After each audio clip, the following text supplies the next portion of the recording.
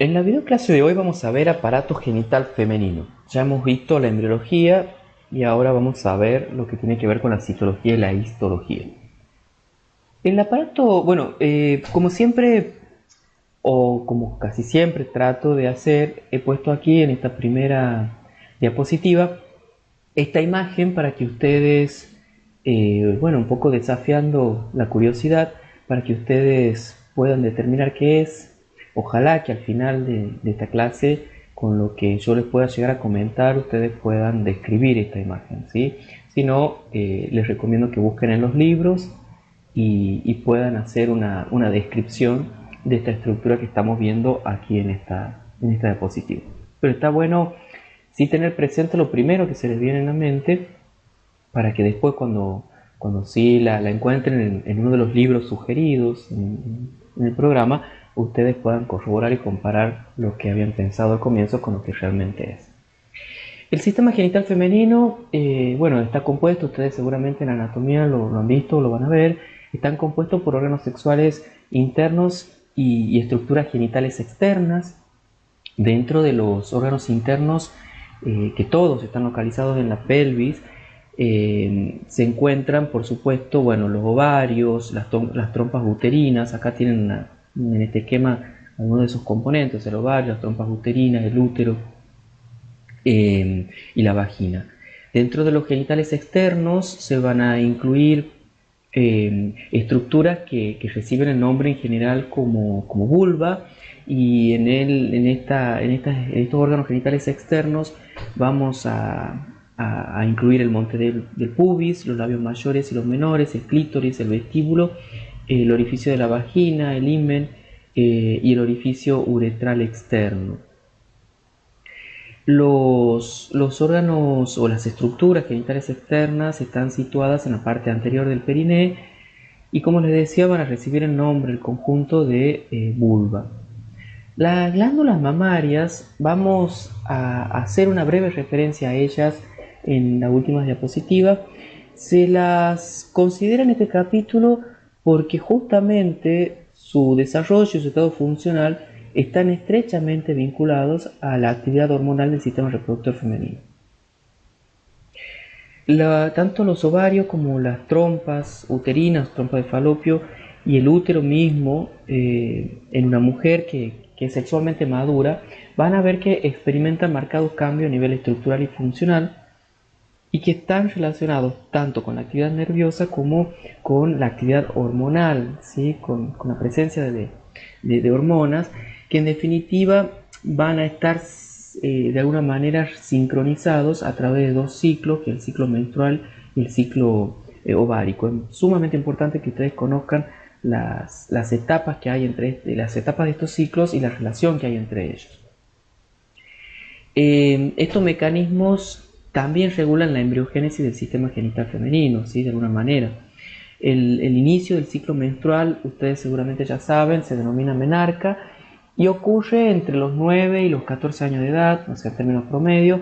En los últimos años se ha visto que cada vez la menarca sucede a edad cada vez más temprana, ¿sí? Hay estudios que avalan o que explican esta anticipación de la menarca por los disruptores endocrinos, otro tema que nosotros no vamos a entrar en detalle, pero al que le interese está bueno que pueda investigarlo. Eh, Marca de alguna manera el final de la pubertad y el inicio de la vida reproductiva. Durante toda esta etapa, ¿sí? Toda la vida reproductiva, el ciclo menstrual va a tener una duración promedio entre 28 y 30 días, y entre los 45 y los 55 años, la edad promedio es más o menos 51 años, el ciclo menstrual se empieza a ser infrecuente y se interrumpe, ¿sí? Este cambio en la función reproductiva es lo que se conoce como menopausia o climaterio, ¿sí? Los ovarios dejan de producir ovocitos y detienen su función endocrina de producir las hormonas que están vinculadas y que sostienen los ciclos menstruales y ováricos. Otros órganos como la vagina, la glándula mamaria, también van a disminuir sus funciones y en particular su actividad secretora. Eso es lo más característico, ¿sí? Vamos a hablar ahora un poco de los ovarios, ¿sí? Los ovarios como órganos internos del aparato genital femenino tienen dos funciones. Por un lado la gametogénesis, que es justamente la producción de gametas, o sea, de óvulos, y por otro lado la producción de hormonas, o sea, la esteroidogénesis. Los gametos en desarrollo se conocen como ovocitos, ¿sí? Los gametos una vez maduros se denominan óvulos. Los ovarios secretan principalmente dos grupos de hormonas esteroideas, o sea, con naturaleza esteroidea, con base en el colesterol, que son los estrógenos y los progestágenos. Los estrógenos, por un lado, van a promover el crecimiento y la maduración de los órganos sexuales internos y externos, y van a permitir la generación de las características sexuales femeninas que se dan en la pubertad. Y los estrógenos también, les decía, bueno, actúan sobre las glándulas mamarias para promover su desarrollo, justamente al estimular el crecimiento de los conductos y del estroma y la acumulación del tejido adiposo. Los progestágenos, eso en la pubertad, sí es muy importante. Los progestágenos van a preparar los órganos sexuales internos, sobre todo el útero, para la anidación de un cigoto si se produce la fecundación. También van a preparar las glándulas mamarias para la lactancia, al promover sobre todo la proliferación de los lobulillos, o sea, el crecimiento de los lobulillos. En las nulíparas, o sea, en las mujeres que todavía no han tenido hijos, los ovarios son estructuras pares blanco-rosáceas, ¿sí? Con formas de almendra, miden aproximadamente entre unos 3 centímetros de longitud, 1,5 centímetros de ancho y 1 centímetro de espesor.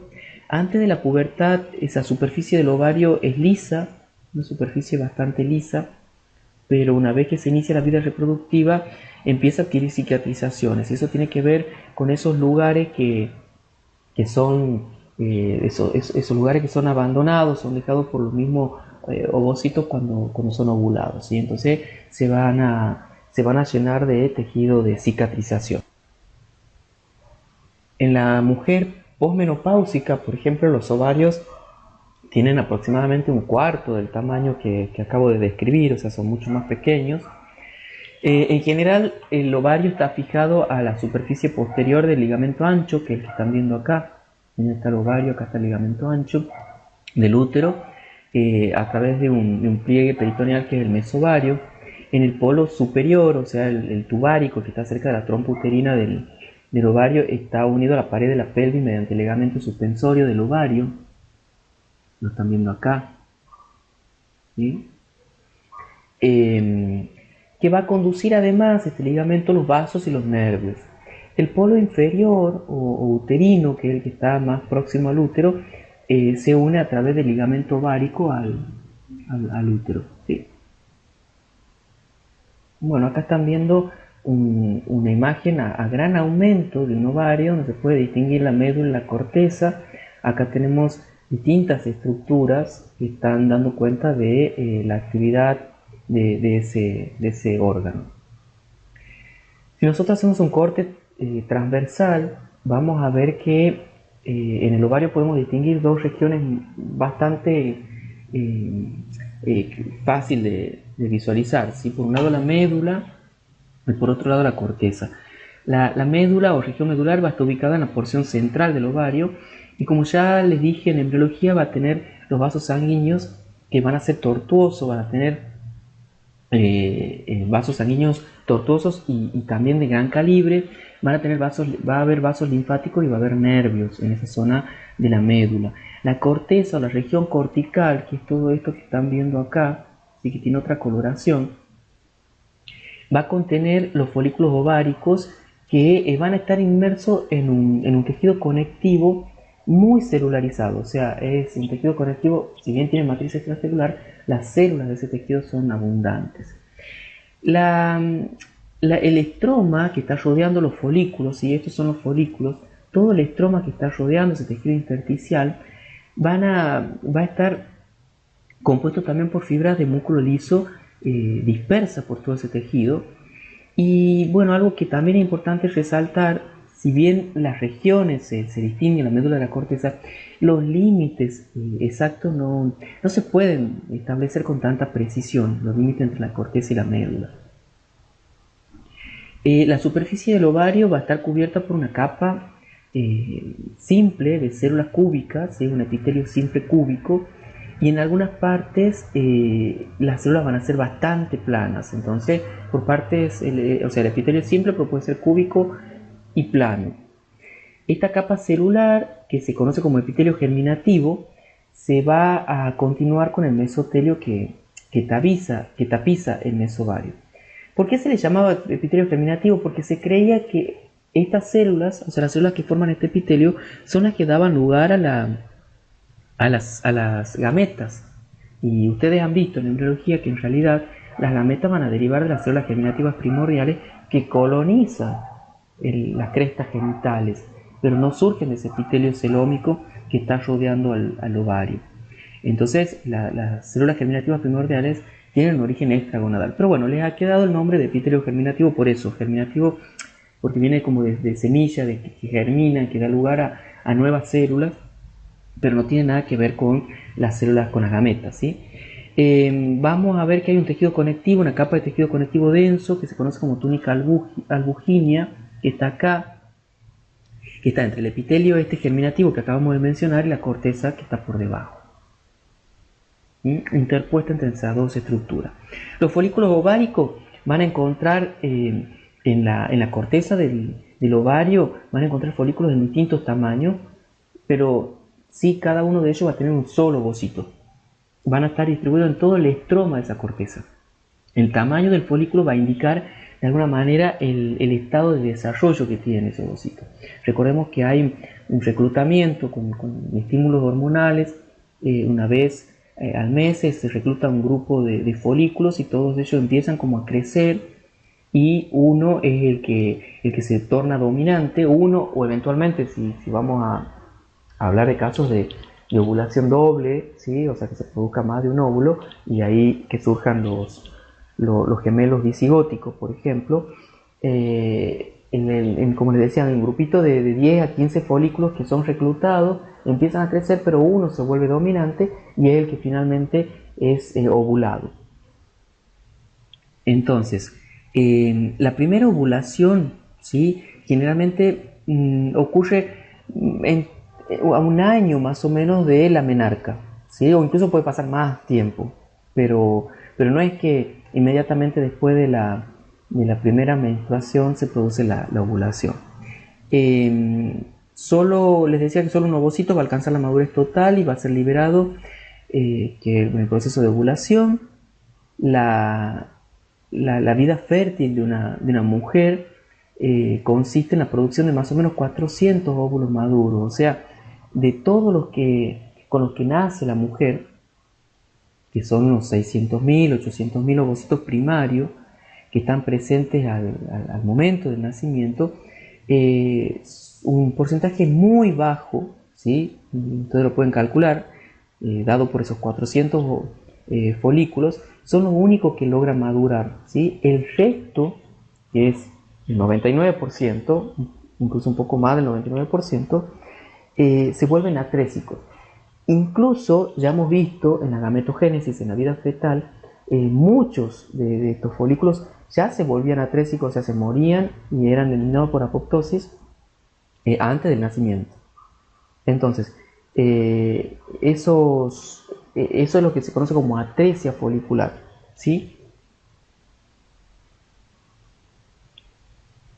Que es prácticamente la muerte espontánea y la reabsorción de esos ovocitos inmaduros. Este proceso de atresia, digamos, y de eliminación de esos folículos va a comenzar en el quinto mes de la vida fetal, les decía, y está mediado por la apoptosis de las células que los rodean, ¿sí? Va a reducir esa atresia la cantidad de ovocitos primarios de modo logarítmico, o sea, es abrupto el descenso a lo largo de la vida, desde unos 5 millones que hay en el feto a menos del 20% al momento del nacimiento. Los ovocitos que quedan en la menopausia se terminan degenerando también en unos cuantos años, o sea que es un proceso continuo y que hace que se disminuya mucho el número, la cantidad de ovocitos. Desde el punto de vista histológico, vamos a poder identificar tres tipos básicos o tres grupos básicos de folículos ováricos según ese estado de desarrollo que veníamos hablando, ¿sí? Vamos a tener por un lado los folículos primordiales, vamos a tener folículos en crecimiento y folículos maduros, folículos de grado. Y dentro de los folículos en crecimiento vamos a tener los folículos primarios y los folículos secundarios o antrales. Acá tienen una representación esquemática. Les vuelvo a aclarar, esto tiene fines didácticos, por eso está como la secuencia y están estos ovocitos muy ordenados, pero no es así como se los ve en un corte de ovario. Nosotros podemos tener un folículo de Graf con un folículo primordial al lado, un folículo primario al lado, o un folículo secundario. O sea, está todo muy disperso al azar, no es una cuestión tan ordenada como lo que está en este gráfico. ¿Sí? Acá tienen por ejemplo un folículo primordial, un folículo primario, ya vamos a ir hablando de cada uno de ellos, pero para que vayan dándose una idea de cuáles son los cambios a nivel estructura que presentan estos folículos. Vamos a tener un folículo maduro de Graf, que es el que está listo para ovular, y después vamos a tener dos estructuras que también vamos a hablar, que es el cuerpo lúteo y el cuerpo albicans. ¿Sí? Son dos estructuras muy importantes, sobre todo cuando se va a producir la fecundación. El cuerpo lúteo va a ser el responsable de sostener la pared, la estructura del útero, de sostener su estructura, que no sea eliminado por la menstruación, para que el cigoto pueda implantarse, porque recordemos que la fecundación sucede en las trompas. Entonces de alguna manera, hasta que ese cigoto llega al útero, y puede suceder la menstruación. Entonces, para evitar eso, se forma en el lugar del ovario donde ha salido el óvulo, se forma ese cuerpo lúteo y empieza a secretar principalmente progesterona.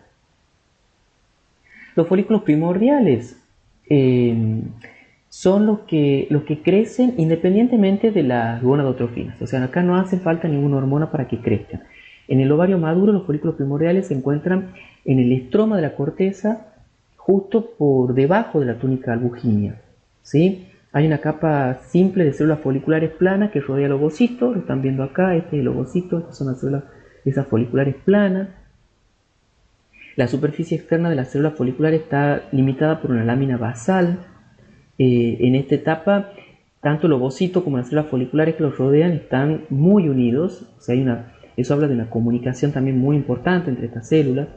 El ovocito va a tener más o menos un tamaño de 30 micras, va a tener un núcleo, fíjense, de ubicación más bien excéntrico, bastante grande, va a haber nucleosomas. Bueno, es una célula que está muy activa. El citoplasma va a tener, se lo conoce como ovoplasma, y va a tener cuerpos de Balbiani. Los cuerpos de Balbiani a nivel ultraestructural son acumulaciones focalizadas de vesículas y membrana de Golgi, de retículo endoplasmático, de centríolos, de mitocondrias, de lisosomas. O sea, se ha visto que todas esas estructuras juntas forman los famosos cuerpos de Balbiani.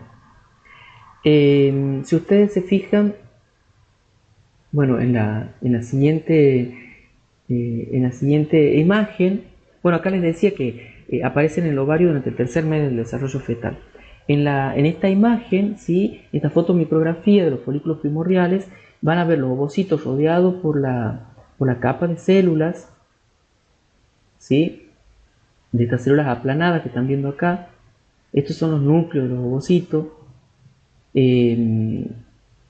Acá hay dos ovocitos, en el caso hay dos ovocitos en donde el núcleo no se ve, ¿ven? Porque justamente al tener esta ubicación excéntrica, si nosotros lo cortamos al folículo por acá, vamos a tener justamente estas estructuras. Ven que no se ve el núcleo, en cambio acá sí se ven. Acá el corte ha sido de este nivel. Entonces va a depender de dónde se haga el corte, la estructura que vamos a ver. Hay dos folículos, ven, lo están viendo acá, que se cortaron tangencialmente. O sea, si el corte pasa por acá, vamos a ver solo células foliculares, que es lo que estamos efectivamente viendo en estos dibujos. Ven acá, solamente las células foliculares. Si bajamos el corte, vamos a ver ya algo del ovocito. Los folículos primarios, a medida que ese folículo primordial se desarrolla, ¿sí? Se transforma en un folículo en crecimiento, ¿sí? Y van a ocurrir cambios en el ovocito, también en las células foliculares y en el estroma que está rodeando esa estructura. Inicialmente el ovocito va a aumentar de tamaño y las células foliculares aplanadas se van a tornar, van a proliferar y se van a tornar un poco más bien cúbicas, o sea, van a aumentar la altura. En esta etapa, cuando las células foliculares se tornan cúbicas, el folículo va a recibir el nombre de folículo primario. Eso es como que lo distingue del primordial, porque las células del primordial son más bien aplanadas. A medida que ese ovocito va creciendo, empieza a secretar proteínas específicas que se van a ensamblar para formar una cubierta extracelular que se conoce como membrana o zona pelúcida, ¿sí? Que es esta que está acá. En realidad, los componentes están sintetizados por el ovocito y las células foliculares. Esta zona pelúcida va a aparecer entonces entre el ovocito y las células foliculares contiguas. En los seres humanos va a estar compuesta por 3 clases de glucoproteínas que se conocen justamente como ZP por zona pelúcida. Van a ver que está la ZP1, la ZP2 y la ZP3. No vamos a entrar en mucho detalle en eso, pero de las 3 podemos decir que la más importante es la ZP3 porque va a actuar como receptora para la unión del espermatozoide y además como inductora de la reacción acrosómica. Se cree que la proteína de la zona pelúcida, la proteína 2, la ZP2, va a actuar como una proteína secundaria para la unión del espermatozoide y ZP1 aún no se ha terminado de caracterizar desde el punto de vista funcional, ¿sí? Posiblemente las 3 sean importantes en esa unión del espermatozoide al óvulo. A través de numerosas mitosis y mitosis rápidas, esa capa simple de células foliculares va a dar origen a un epitelio estratificado que va a componer la capa de la granulosa, o sea, la membrana de la granulosa que va a rodear el ovocito. Las células foliculares se van a identificar una vez que se hace ese epitelio estratificado como células de la granulosa, ¿sí? Entonces, ustedes hemos mencionado a las células de la granulosa, bueno, son esas células foliculares cuando ya están en varias capas. Ahí tienen representado las células foliculares, el ovocito y el núcleo del ovocito. Les decía que entonces se va a dar una proliferación rápida de las células estas foliculares que veíamos que eran cúbicas. Se va a producir un epitelio estratificado, lo están viendo acá, o sea, tiene el ovocito, el núcleo, la zona pelúcida, las células foliculares que ahora, como ya son varias capas en un epitelio estratificado, se conoce como capa de la granulosa o células de la granulosa. Las células de la granulosa, bueno, van a tener una membrana basal, ¿sí? Entre la capa más externa de la... o sea, van a tener la membrana basal justamente por fuera de esta célula de la granulosa, lo están viendo acá. Las células se van a tornar más bien cilíndricas, se va a desarrollar mucho el tejido conectivo a la vuelta. Durante el crecimiento del folículo van a haber numerosas y extensas uniones de tipo gap entre la célula de la granulosa, que es muy importante. Acá lo están viendo, ven la célula de la granulosa, las uniones en hendidura, la membrana pelúcida, las células del ovocito. Hay como interdigitaciones entre la membrana de la célula entre la granulosa y el ovocito. ¿Por qué? Porque esto habla de una comunicación muy estrecha, un diálogo muy importante entre las células de la granulosa y el ovocito, porque son ellas las que le van a, de alguna manera, estar dando las señales al ovocito de lo que sucede alrededor y de lo que tienen que hacer. Bien, a diferencia de las células de Sertoli en los testículos, ¿sí? La capa basal de las células de la granulosa no van a tener uniones herméticas, ¿sí? Acuérdense que, bueno, no lo hemos visto todavía, pero nosotros en el testículo, entre las células de Sertoli, que son como las células equivalentes a las células de la granulosa, esas células están en el testículo, están unidas estrechamente formando lo que es la barrera hematotesticular, que vamos a ver después en esa teoría. Aquí no, aquí hay una comunicación muy fluida entre las células.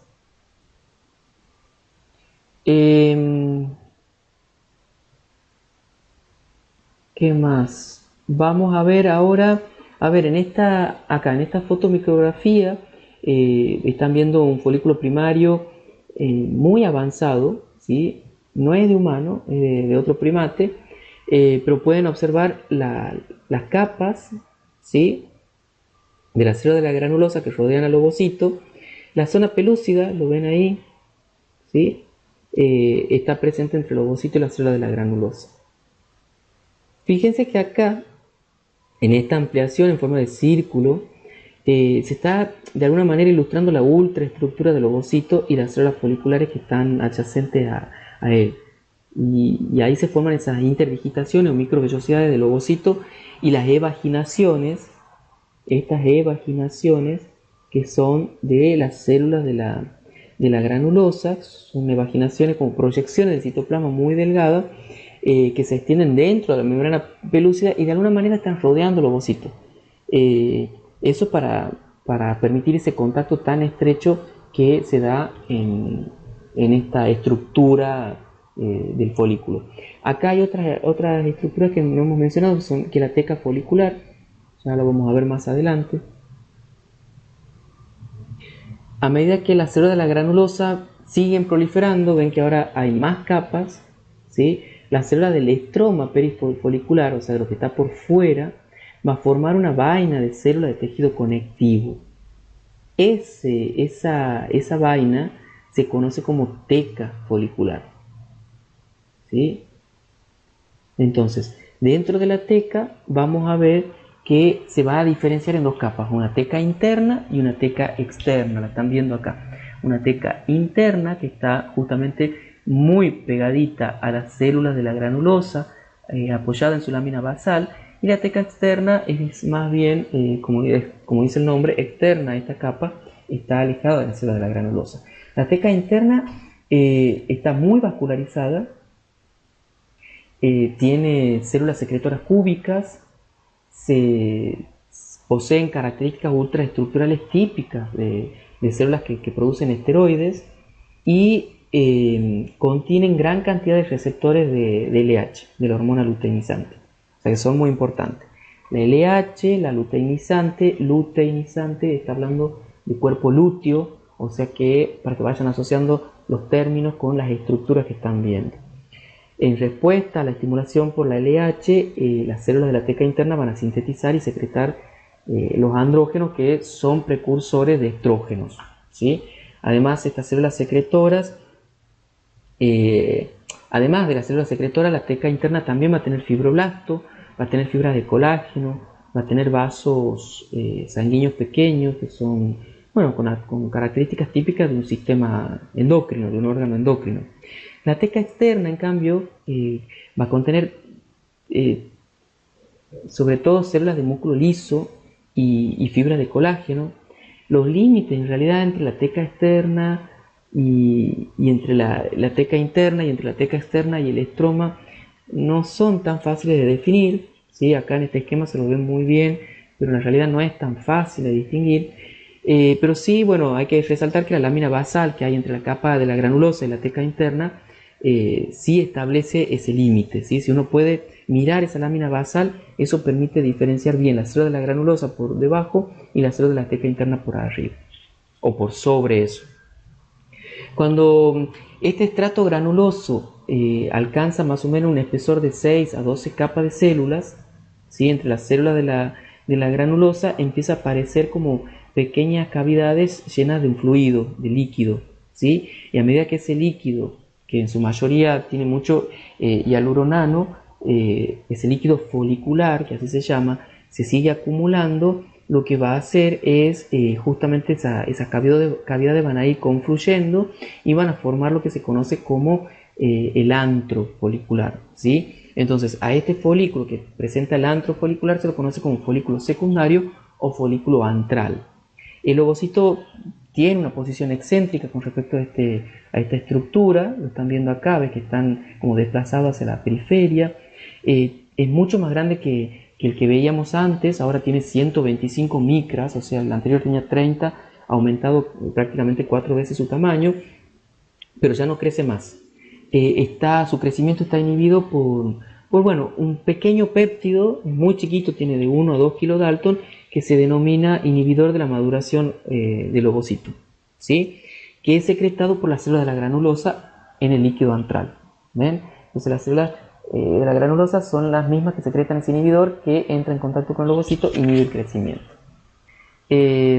Bueno, este es un esquema, ¿verdad? De un folículo secundario que va a mostrar su antro lleno de líquido. Fíjense que tienen muchas células de la granulosa que siguen dividiéndose, o sea, siguen aumentando hasta que llegan más o menos a 12 capas celulares, entre 6 y 12. Acá en esta etapa van a aparecer los cuerpos que se conocen como de Karl-Exner. Están viendo acá estos cuerpos, por lo que dice, son estructuras que surgen entre las células de la granulosa. Si ustedes se fijan, cuando aumentamos esta zona y lo miramos con más detalle, vamos a ver la relación que hay entre la célula de la granulosa, la lámina basal y también, por supuesto, la teca interna y externa. En la siguiente imagen estamos viendo una fotomicrografía de un folículo secundario. Ven la capa, el tejido estratificado de la célula de la granulosa, la cavidad antral, el ovocito, la teca interna, la teca externa, ¿sí? Fíjense que también la teca interna es un tejido multicapa. Y bueno, a medida que el folículo secundario ha aumentado su tamaño, el antro, revestido por varias capas de células de la granulosa, también se sigue agrandando. ¿Ven?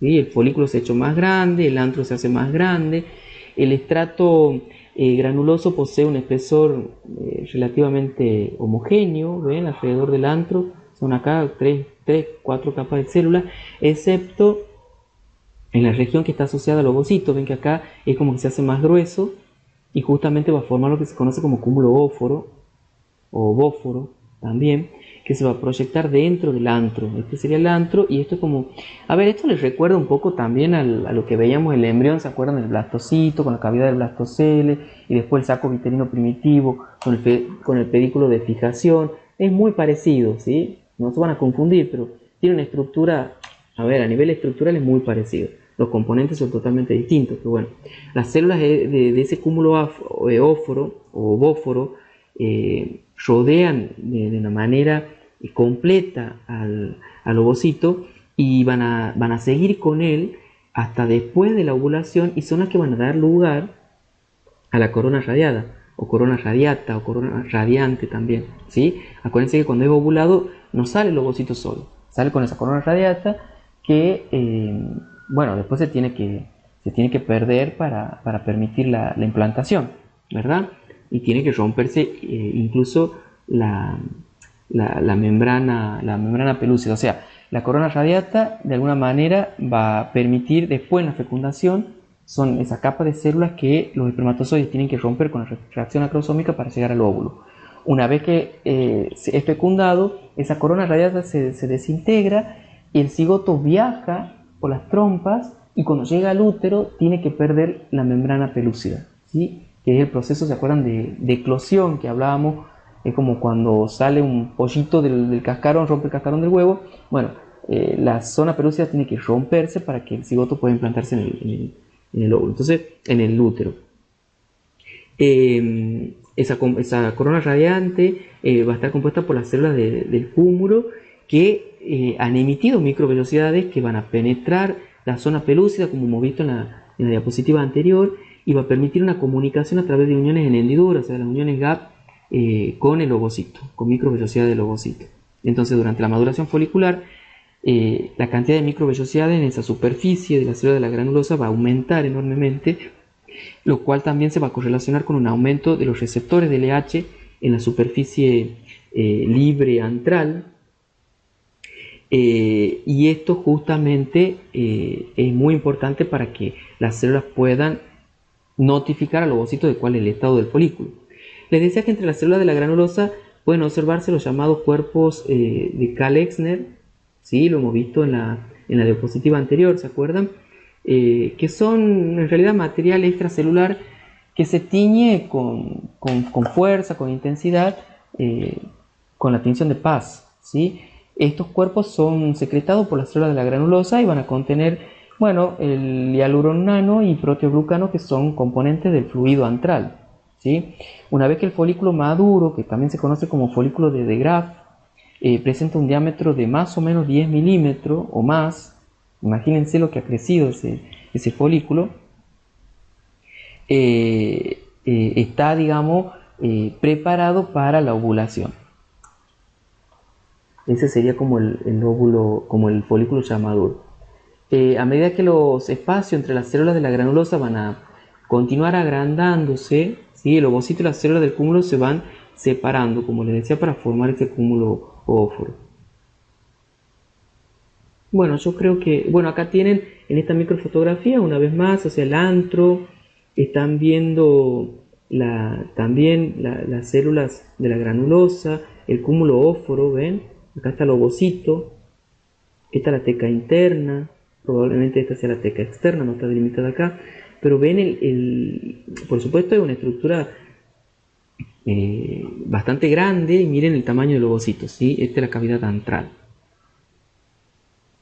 Justo antes de la ovulación, van a ver que el flujo sanguíneo va a cesar, o sea, se va a interrumpir ese flujo sanguíneo en una pequeña porción de la superficie del ovario, y eso va a permitir que esa superficie del ovario se pueda debilitar, se adelgaza por falta de esa irrigación sanguínea, y esta región del epitelio germinativo, que se conoce como mácula pelúcida o el estigma folicular, se va a protruir en la superficie del ovario y se va a romper, y ahí va a liberar el óvulo.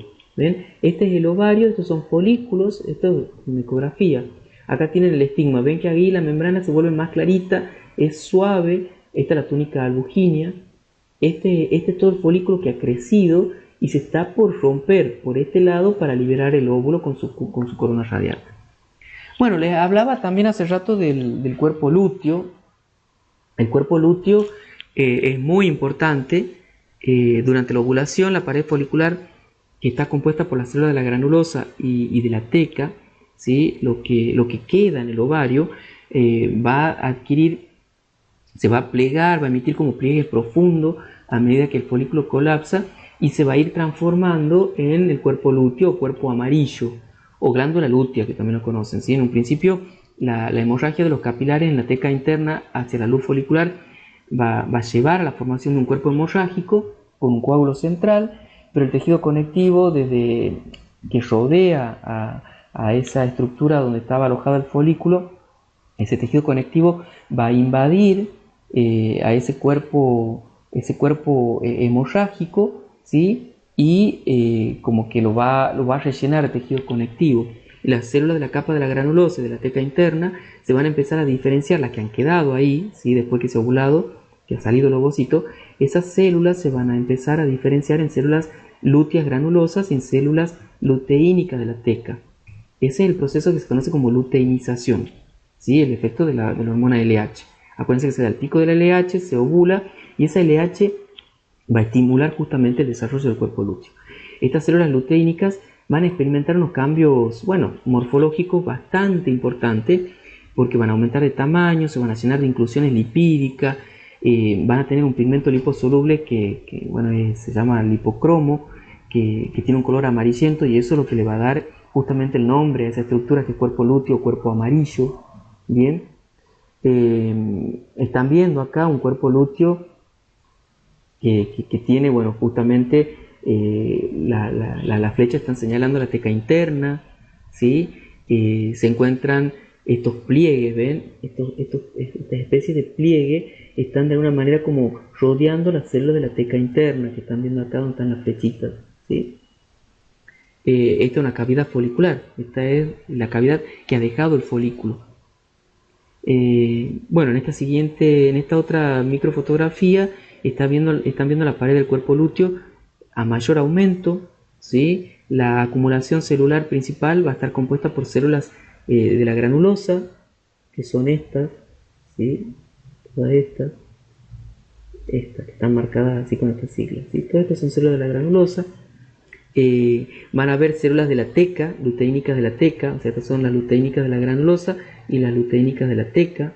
Un poco recordando lo que veíamos acá, la de la granulosa, la de la teca. Las células luteínicas de la teca tienen un núcleo esferoidal, el tamaño celular es mucho más reducido que el de la granulosa, por eso también lo van a distinguir. Ven que las células de la granulosa son más grandotas y estas son más chiquititas, entonces una forma de distinguirlas. Ahí tienen un cuerpo lúteo. Si la fecundación y la implantación no suceden, el cuerpo lúteo tiene que desaparecer, o sea, más o menos a los 14 días de la ovulación el cuerpo lúteo empieza a involucionar. Entonces eso se pasa a denominarse cuerpo lúteo de la menstruación. En ausencia de gonadotrofina coriónica y de otras luteotrofinas que son secretadas, la gonadotrofina coriónica lo hemos visto, ¿se acuerdan? ¿Se acuerdan qué membrana del embrión secretaba la gonadotrofina coriónica? Antes de la placenta, por supuesto, cuando se está implantando. Bueno, si no se acuerdan, repasen eso también, ¿sí? Entonces esa hormona, la HCG, va a estimular al cuerpo lúteo para que siga produciendo progesterona y pueda mantener el útero para anidar ese embrión. Si no sucede eso, si no hay HCG, comienza a involucionar alrededor de 10 a 12 días después de la ovulación el cuerpo lúteo, ¿sí? Va a degenerar y va a experimentar como una lenta involución, ¿sí? Después del embarazo o después de la menstruación en realidad. Las células se van a llenar de lípidos, se reducen su tamaño, sufren autólisis, va a dar paso a una cicatriz blanquecina que se conoce como cuerpo albicans de blanco, ¿sí? Que se va a formar a medida que el material ese hialino que estaba entre las células del cuerpo lúteo se acumule, o sea, entre las células del cuerpo lúteo se empiece a acumular un material hialino que es más bien blanquecino, como un tejido de cicatrización.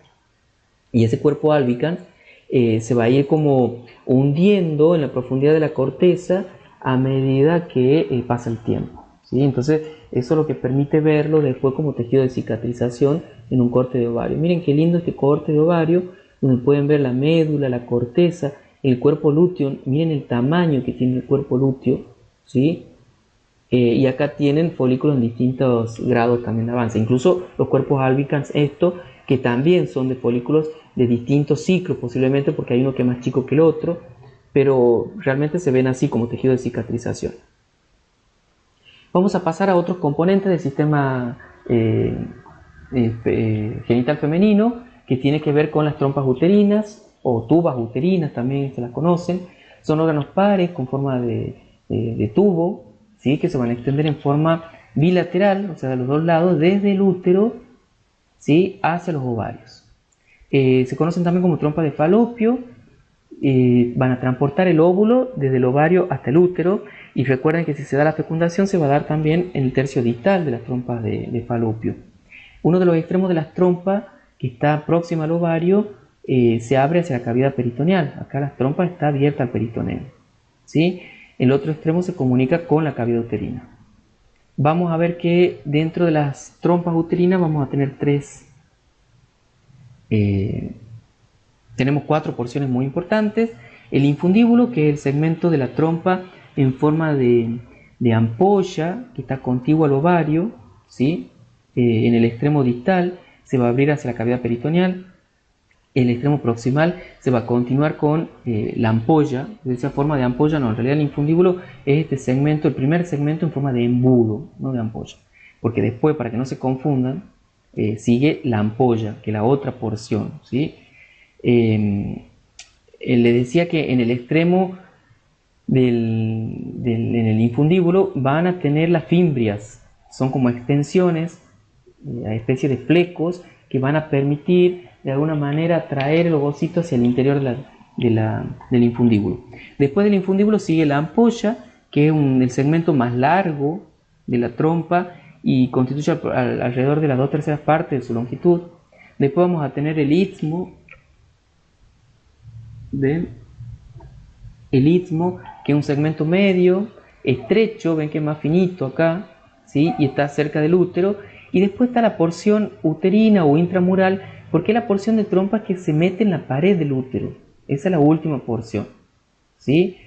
La pared de la trompa uterina se va a parecer a la pared de las otras vísceras huecas, ¿sí? Va a estar compuesta por una capa serosa externa que la rodea, una capa muscular intermedia y una capa mucosa interna, o sea, va a tener un epitelio, ¿sí?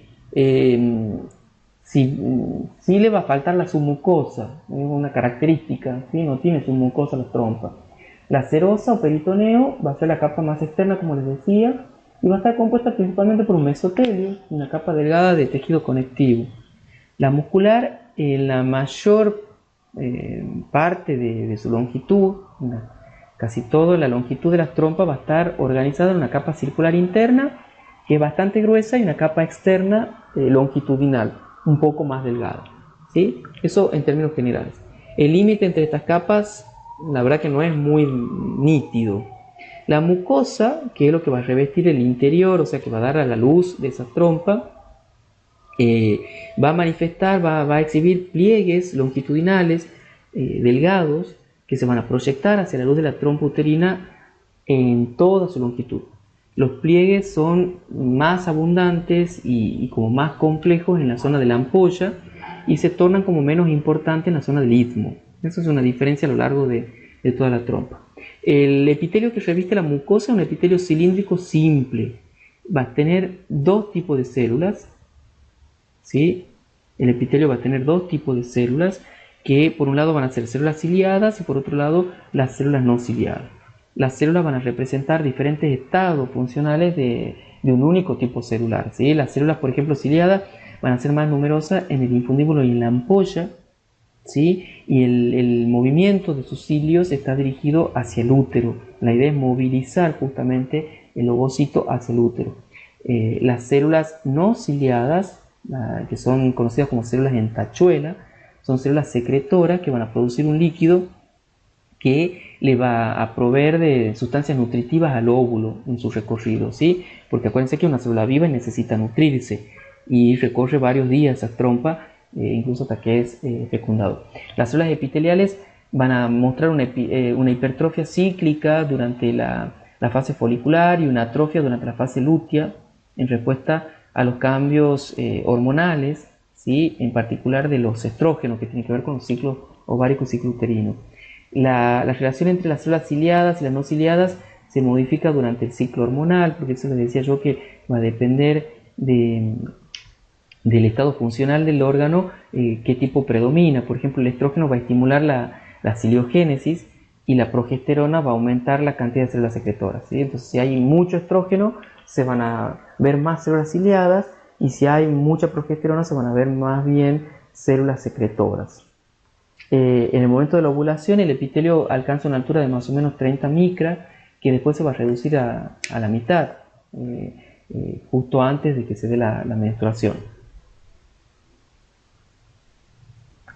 Bueno, aquí por ejemplo están viendo una microfotografía de una trompa uterina en este corte transversal, ¿sí? Se ha hecho más o menos cerca de la región de la ampolla. La mucosa, ven que tiene muchos pliegues, ¿sí? Esta sería la trompa. Tiene numerosos pliegues que se proyectan dentro de la luz y está como obliterada esa luz, ¿sí? La mucular está compuesta por una capa interna gruesa, la están viendo acá, y una capa externa de fibras longitudinales más bien delgada, que están viendo por fuera de esta, o sea, la circular es bien gruesa y la longitudinal es más bien delgadita. Bueno, van a ver también ramas de arterias, estas son ramas de la arteria uterina y de la ovárica, ¿sí? Porque se corta justamente donde está el meso ese con esos vasos sanguíneos. En esta microfotografía están viendo la luz de la trompa que está revestida por el epitelio, y ven que acá están los dos tipos de células, ¿sí? Por un lado las células no ciliadas, ¿sí? Hacia abajo, y las células ciliadas. Ven, estas son las secretoras y estas son las ciliadas. Ven que se ve perfectamente las cilias, y acá hay como más predominio de células ciliadas. Es un epitelio cilíndrico simple, ¿sí? Y bueno, las características acá ven el epitelio, en una sola capa. Las células ciliadas y las células secretoras. Si nosotros hacemos un corte transversal en la zona de la ampolla, vamos a ver esas capas circulares entrelazadas. ¿Sí? Estas son la capa muscular circular. Esta es la longitudinal. Están viendo la lámina propia, ¿se acuerdan? Ese tejido conectivo que está por debajo del epitelio. Están viendo el epitelio, ¿sí? Que es, les decía, cilíndrico o columnar, también lo van a ver, simple. Ven los pliegues de la mucosa, miren los pliegues, cómo se proyecta la luz, que es esta, ¿sí? Pero miren los pliegues. ¿Ven? El epitelio, que es simple, que está acá, la lámina propia, que está por debajo de ese epitelio. Aquí estás viendo, por ejemplo, bueno, a mayor aumento, el epitelio, donde ven los dos tipos de células, las células ciliadas, que son estas, los cilios, las células ciliadas con los cilios, y las células, estas como tachuelas, que son las secretoras, que son estas, ¿ven? Ahí. Las PC, ¿sí? Van a producir ese líquido nutritivo que va a cubrir el epitelio, va a bañar el epitelio. Las características histológicas y funcionales de estas células hemos dicho que varían en función de las fluctuaciones hormonales, ¿sí? Acá, por ejemplo, están viendo las células estas, ¿sí? En tachuela, que están acá, que sobresalen, por ejemplo, que están en su máximo desarrollo, son mucho más notorias que acá, y las ciliadas son menos. Entonces acá tiene una función netamente secretora en ese momento la trompa, y que va a depender justamente de las hormonas que estén dando vuelta en la sangre. Pasemos a otra estructura del aparato genital femenino, el útero, que es un órgano hueco con forma de pera, se localiza en la pelvis, entre la vejiga y el recto, ¿sí? Eso también se entiende desde el punto de vista embrionario. En una mujer nulípara, o sea que nunca ha gestado, va a pesar entre 30 y 40 gramos, va a medir entre más o menos 7 centímetros y medio de largo, 5 de ancho y 2 centímetros y medio de espesor. Su luz también es aplanada, está en continuidad con la de las trompas y la de la vagina en el otro extremo. Y desde el punto de vista anatómico, el útero lo podemos dividir en dos regiones. Por un lado el cuerpo y por otro lado el cuello. El cuerpo es la porción superior y más grande del útero. La superficie anterior es casi plana y la superficie posterior es convexa. La parte superior es redondeada, se expande por arriba de la desembocadura de las trompas y recibe el nombre de fondo uterino, ¿sí? Ustedes lo deben haber visto en anatomía, lo van a ver. El cuello cervix es la porción inferior del útero, que tiene forma de barril, ¿sí? Se encuentra separada del cuerpo por el istmo, y la luz del cervix, que es el conducto cervical, va a presentar una abertura muy estrecha en cada punta, ¿sí? En cada extremo. El orificio interno va a comunicar con la cavidad del cuerpo del útero, y el orificio externo con la luz de la vagina, ¿sí? Porque justamente el cuello va a permitir la comunicación del útero con la vagina. Desde el interior, o sea, desde la luz hacia afuera, vamos a reconocer las siguientes capas. El endometrio, que es la más interna, que es justamente la mucosa, la están viendo acá está la luz del útero, el endometrio. El miometrio, que es la capa muscular gruesa, está en continuidad con la capa muscular de la trompa uterina, ¿sí? De alguna manera se relacionan, y también con la capa muscular de la vagina. Las fibras son de músculo liso y se extienden dentro de los ligamentos que fijan el útero también. Y por fuera, lo más externo es el perimetrio, que es una capa cerosa externa, una cubierta peritoneal visceral del útero. Se va a continuar con el peritoneo pélvico y abdominal. Consiste principalmente en un mesotelio y una capa delgada de tejido conectivo laxo, ¿sí? Debajo del mesotelio puede haber una capa de tejido elástico, que puede ser importante. El perimetrio va a cubrir toda la superficie posterior del útero, pero solo una parte de la porción anterior, y eso tiene que ver con la ubicación de ese útero, ¿sí? El resto de la superficie anterior va a consistir en un tejido adventicio. Acuérdense que lo que no está revestido de peritoneo está revestido por una túnica adventicia.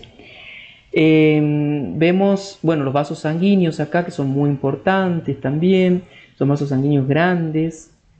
Tanto el miometrio como el endometrio van a experimentar modificaciones muy importantes que tienen que ver con los ciclos mensuales. Estos cambios van a constituir el ciclo menstrual, el ciclo uterino, ¿sí? Si un embrión se llegara a implantar, el ciclo se va a detener porque ambas capas van a tener que empezar a crecer y diferenciarse para poder anidar ese embrión que se está implantando. El miometrio va a formar como un sinsitio estructural y funcional. Es, por supuesto, les decía, la capa más gruesa y más importante del útero. A ver qué hay. Bueno, acá están viendo un diagrama, un esquema, ¿sí?, de la irrigación sanguínea, principalmente la arterial del endometrio del útero. ¿Ven? Las dos capas del endometrio tiene... Bueno, aquí están viendo en este esquema un diagrama que ilustra la irrigación sanguínea arterial del endometrio. Las dos capas del endometrio tiene un estrato basal y un estrato funcional, ¿se acuerdan? Eso tiene que ver con que el estrato funcional que se va a desprender durante la menstruación y el basal no. Están irrigadas esos dos estratos por ramas de la arteria uterina. Las arterias espiraladas, que lo están viendo acá, o en espiral también, ¿sí? Están en el límite entre las dos capas, son muy notorias, ¿sí? Se degeneran y regeneran durante el ciclo menstrual por la acción justamente de los estrógenos y la progesterona. Al estar acá, esto crece cuando se necesita que se prepare la pared del uterino para la implantación, y en el momento de la menstruación se obliteran y empiezan a degenerar y se reducen, ¿sí?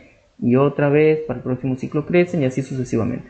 Glándulas uterinas, o sea, esto va a cambiar mucho en función del estado funcional, valga la redundancia, de ese útero. Bueno, acá tenemos representado el ciclo ovárico, ¿sí?, con las estructuras que se presentan en el ovario, cómo van cambiando de acuerdo al estímulo hormonal. Acá está el pico, ¿se acuerdan del LH que yo les decía para el momento de la ovulación? La FSH es muy elevada en la primera etapa del ciclo porque justamente, como el nombre lo dice, es una hormona folículo estimulante, va a promover el crecimiento de los folículos, ese reclutamiento. ¿Se acuerdan que hablábamos de 10 a 15 folículos que empiezan a crecer y después, bueno, uno se torna dominante y el que al final es ovulado? Pero eso es gracias al efecto de la FSH, ¿sí? Y bueno, como para completarlo, nosotros tenemos que asociar este ciclo ovárico que estamos viendo acá a un ciclo uterino, ¿sí? En el momento que se da la ovulación, también, que sería la fase secretora, después de la ovulación, la fase secretora del útero, en donde justamente es muy importante la formación, el crecimiento de esa pared para poder anidar el embrión. Son cambios cíclicos que se dan en el endometrio y bueno, el ciclo menstrual es como un espectro continuo de etapas evolutivas de la capa funcional del endometrio. O sea, ese endometrio va a ir cambiando en función de ese ciclo, ¿sí? Está controlado por la gonadotrofina secretada por la porción distal de la hipófisis, que va a regular las secreciones del ovario. Es importante que sepan, bueno, que es un ciclo que dura 28 días.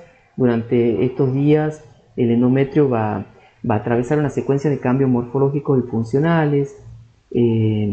Podemos describir como 3 fases sucesivas: la fase proliferativa, la están viendo acá, una fase secretora y una fase menstrual. En la fase proliferativa se va a dar simultáneamente con la maduración de los folículos y va a estar afectada por la secreción de estrógeno del ovario, ¿sí? La fase secretora va a coincidir con la actividad funcional del cuerpo lúteo, ¿ven? El cuerpo lúteo es el que le da la señal al útero para que siga preparándose y está afectada principalmente por la secreción de progesterona en el cuerpo lúteo. Y la fase menstrual, que sería la que continúa esta y que lo podemos enganchar de este lado, comienza cuando la producción hormonal del ovario va a declinar porque ese cuerpo lúteo empieza a degenerar, ¿sí? Entonces ya que el cuerpo lúteo se degenere porque no hay hormona gonadotrofina coriónica, por lo cual no hay implantación de embrión, no necesitamos la capa funcional del endometrio, se elimina. El estrógeno va a estimular la fase proliferativa del ciclo uterino y su nivel va a alcanzar un punto máximo cerca del día de la ovulación, que marca justo el punto medio del ciclo ovárico. Bien. Bueno, de ahí un poco ya lo que hemos hablado, pero estaría bueno que ustedes puedan hacer esta descripción del ciclo ovárico en simultáneo con el ciclo uterino, porque si bien son dos ciclos, no son ciclos independientes, sino que están estrechamente relacionados. Bueno, acá al final de la fase menstrual el endometrio está compuesto por una banda muy finita de tejido conectivo, de más o menos 1 milímetro de espesor, que contiene las porciones basales de las glándulas uterinas y los segmentos de las arterias en espiral. ¿Se acuerdan? Esos segmentos que todavía no desaparecían con la menstruación. Es importante, bueno, ahora vamos a ir avanzando con estas imágenes y podemos como ir describiéndolo también, a ver si nos ubicamos en la diapositiva. Les decía que las células epiteliales, las células del estroma, las células endoteliales del estrato basal van a proliferar con rapidez después de la menstruación y se van a observar cambios en las células. Y entre esos cambios, que las células epiteliales en la porción basal de las glándulas van a reconstituir las glándulas y van a migrar para cubrir la superficie endometrial. Las células del estroma van a proliferar y van a secretar colágeno y sustancia fundamental. Las arterias en espiral se van a alargar a medida que se restablece esa capa funcional del endometrio, y al principio van a estar como un poco contorneadas, pero a medida que se extienden se vuelven más tortuosas. Bueno, todos estos cambios tienen que ver con los cambios hormonales que se están dando por esos ciclos, ¿sí?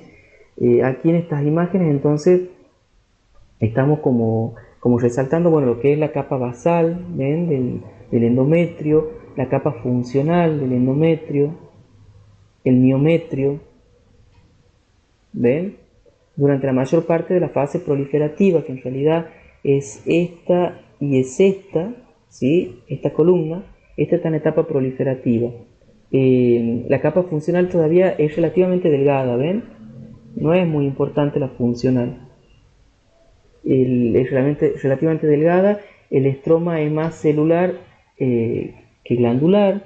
Las glándulas que la están viendo acá son relativamente rectas, son estrechas y están vacías, ¿sí? En cambio la fase secretora, que sería esta, si ustedes se fijan, en la fase secretora la capa funcional ya tiene menos células y tiene más o menos 4 veces, un espesor 4 veces mayor que en este caso, ¿sí? Miren la funcional y la relación que existe, esta funcional y esta. Y miren la basal de chiquita, la funcional es 4 veces mayor a la funcional en esta etapa. ¿Sí? Esas están en distintas etapas, ¿verdad? ¿Qué más? Las glándulas tubulares tienen lúmenes, acá ven las glándulas, miren las glándulas de tortuosa, ¿sí? Tienen una luz mucho más grande, tienen ya producto de secreción, están como más enrolladas, ¿sí? La pueden ver que tienen como un aspecto en zigzag o plegado, ¿ven? No son rectas como esta, que son así, no, ya como que han crecido, porque justamente están alimentando toda esta zona que ha aumentado de tamaño, ¿sí? Superficialmente en la capa funcional se ven unas lagunas que están llenas de sangre, ¿ven? Acá, esto que dice LA, estas son unas lagunas llenas de sangre, están muy extendidas. Y bueno, en la fase ya premenstrual, que es una fase corta, están viendo acá en esta imagen y en esta imagen, están viendo cómo esas glándulas, o sea, empiezan a obliterarse esas arterias espiraladas, lo que produce una hipoxia y va a producir como una inflamación de ese tejido y se van a empezar a disolver las glándulas. Ven que las glándulas ya empiezan a parecerse más a esta, no son tan tortuosas como esta. El estroma de la capa funcional es más compacto, cerca de la capa basal tiene una estructura esponjosa, lo están viendo acá, ¿sí? O sea, a medida que se acerca la capa basal es más esponjosa, pero eso tiene que ver porque hay mayor apoptosis, hay ruptura de la matriz estromal, porque se tiene que desprender esto, se tiene que soltar de la basal y ser eliminado. Entonces ven cómo va cambiando la relación entre las distintas capas del endometrio, y sus glándulas, la forma que tienen las glándulas en función de la etapa del ciclo en el que se encuentran, ¿sí? Bueno, acá tenemos, solo para recordarle que la implantación se da en el endometrio, no vamos a hablar mucho, no vamos a dar mucho detalle. En cuanto a la mucosa del cuello uterino, este corte corresponde, bueno, a una muestra teñida con hematoxilina de una mujer posmenopáusica, ¿sí? La porción inferior se proyecta en la parte superior de la vagina, donde un orificio, que es el orificio externo, lo están viendo acá, conduce el útero a través del conducto cervical, ¿sí? O sea que para acá estaría el útero. La superficie del cuello va a estar tapizada por un epitelio estratificado plano, lo están viendo acá, ¿sí? Un epitelio estratificado plano. Se va a continuar con el revestimiento epitelial de la vagina, ¿sí? A continuación, a la altura de la entrada del conducto cervical se va a producir una transición brusca entre el epitelio estratificado plano y el epitelio cilíndrico simple. ¿Ven? Que sería por acá. ¿Ven?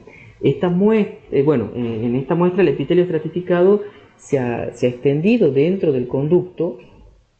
¿Sí? Este sería el epitelio simple. Todo esto que está marcado acá. ¿Ven? Y este sería el estratificado. Acá el estratificado es como que se ha introducido en el simple, ¿sí? Se ha extendido, y es un fenómeno que suele suceder con el envejecimiento. Nosotros estamos hablando de una mujer posmenopáusica, ¿sí? A lo largo del conducto cervical están las glándulas cervicales. Bien, están acá las glándulas cervicales, la ven ahí, ¿sí? Esas glándulas cervicales son las secretoras de moco. Son glándulas tubulares simples, ramificadas, que se van a originar como invaginaciones del revestimiento epitelial del conducto. Con frecuencia esas glándulas se convierten en quistes de Nabot, ¿sí? Lo pueden haber escuchado, son estos que están acá. Esas mismas glándulas que están presentes acá se transforman en esos quistes de Nabot a causa de la retención de secreción mucosa, ¿sí? O sea, no eliminan su secreción, se acumula esa secreción y se transforman en estructuras de quiste. Porque se obstruye el orificio de salida.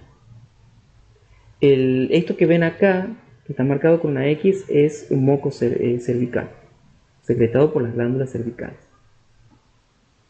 Entonces la mucosa va a tener glándulas ramificadas grandes, no va a tener arterias espiraladas. Estamos hablando de el conducto cervical, no se olviden, el cuello uterino, ¿sí?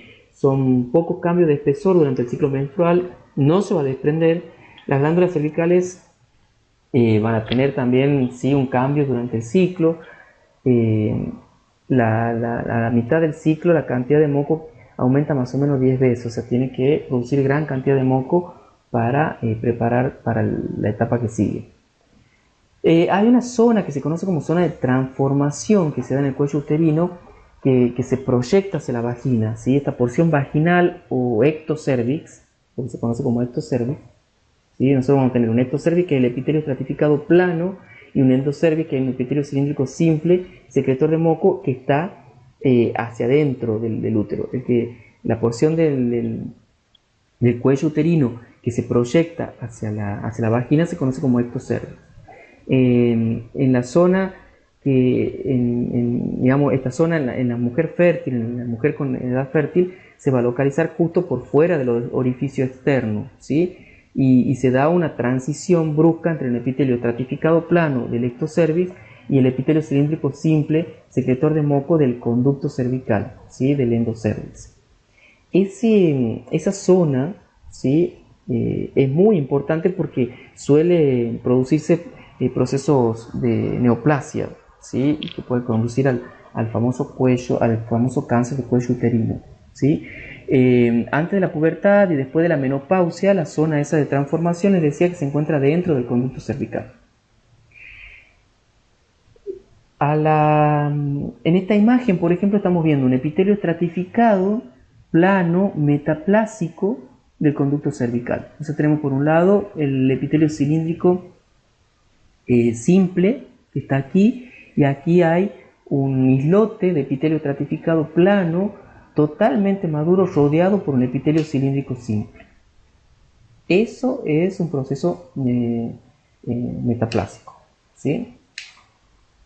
En la imagen de acá de la derecha podemos ver con mayor aumento la zona de transición, en donde podemos ver el epitelio ese estratificado y el epitelio simple. ¿Ven? ¿Qué más? Acá están viendo justamente lo que se veía acá, esa transición entre el simple y el estratificado. Lo están viendo acá donde está la flecha. Ven que el estratificado, el simple, es una transición muy abrupta y justamente las alteraciones neoplásicas que conducen al desarrollo del cáncer del cuello uterino, como lo mencionaba hace rato, suelen comenzar en esta zona. Es un tejido de lucha, ¿sí? Entonces es donde se suelen desarrollar esas estructuras que pueden dar lugar a la formación de un cáncer. Dentro del tejido conectivo se van a encontrar las glándulas, ¿ven? O sea, en la lámina propia que está por debajo de ese epitelio se van a encontrar las glándulas cervicales, que son las secretoras de moco que hemos visto hace rato también, ¿sí? Son secretoras de moco ramificadas, van a estar compuestas por un epitelio cilíndrico simple que se continúa con el revestimiento del epitelio del conducto cervical.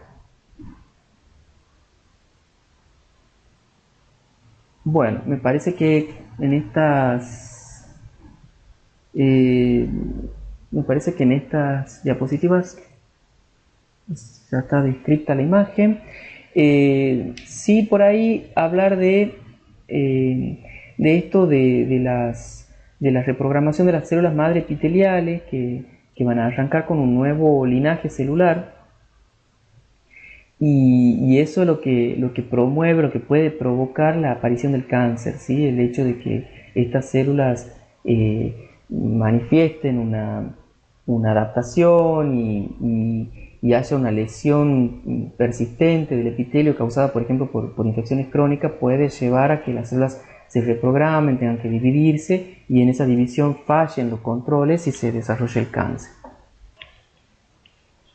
La vagina es una vaina fibromuscular que se extiende desde el cuello del útero hasta el vestíbulo vaginal, ¿sí? que corresponde ese vestíbulo a la región que está entre los labios menores. La pared de la vagina está compuesta por capas, ¿sí? Entre esas capas tenemos desde la luz hacia afuera, digamos, desde el interior de la vagina hacia afuera, tenemos una capa mucosa, que es por supuesto la más interna.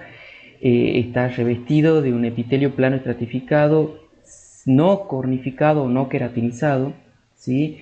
Va a presentar unos pliegues o rugosidades transversales que son abundantes. También se van a ver unas papilas de tejido conectivo que provienen de la lámina propia, si se acuerdan, la lámina propia es el tejido conectivo por debajo del epitelio, y esas papilas como que protruyen, ¿sí? Empujan el revestimiento epitelial. En los humanos y en otros primates se ha visto que las células epiteliales pueden tener gránulos de queratohialina, pero en situaciones normales no hay queratinización, o sea, por lo menos no vamos a tener la estructura típica de un epitelio queratinizado, ¿sí? O sea, puede haber algunas células con algo de queratina, pero no es la estructura característica de un epitelio queratinizado. Después vamos a ver que sigue una capa muscular, ¿sí? O sea, esta sería la capa mucosa. Miren ese epitelio estratificado, ¿sí? Toda esta la capa mucosa. Esta sería la parte de la lámina propia, el tejido conectivo que está por debajo del epitelio. La capa muscular, que está justamente en el medio y está organizada en dos estratos de músculo liso que se entremezclan. Uno es circular, que es el más interno, y el otro es longitudinal, que es el externo, y a veces no resulta tan fácil de distinguir uno de otro. El estrato externo se va a continuar con la capa que corresponde a la del útero, y generalmente más grueso que el estrato interno. Y por último, la capa más externa es la adventicia, que va a estar organizada en un estrato interno de tejido conectivo denso que se va a continuar a la capa muscular, y un estrato externo de tejido conectivo laxo que se va a confundir, ¿sí? Es como que se va a mezclar con la adventicia de las estructuras vecinas. El estrato interno contiene muchas fibras elásticas, ¿sí? Lo cual contribuye a la elasticidad y a la resistencia de la pared vaginal.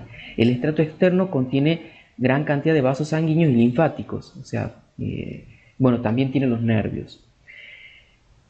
La superficie de la vagina está lubricada sobre todo por el moco que producen las glándulas cervicales, ¿sí? Las glándulas vestibulares mayores y menores que se ubican en la pared del vestíbulo vaginal producen también, o sea, contribuyen con la secreción mucosa para lubricar el órgano. Entonces, la secreción, la lubricación está básicamente dada por las glándulas cervicales y por las glándulas vestibulares.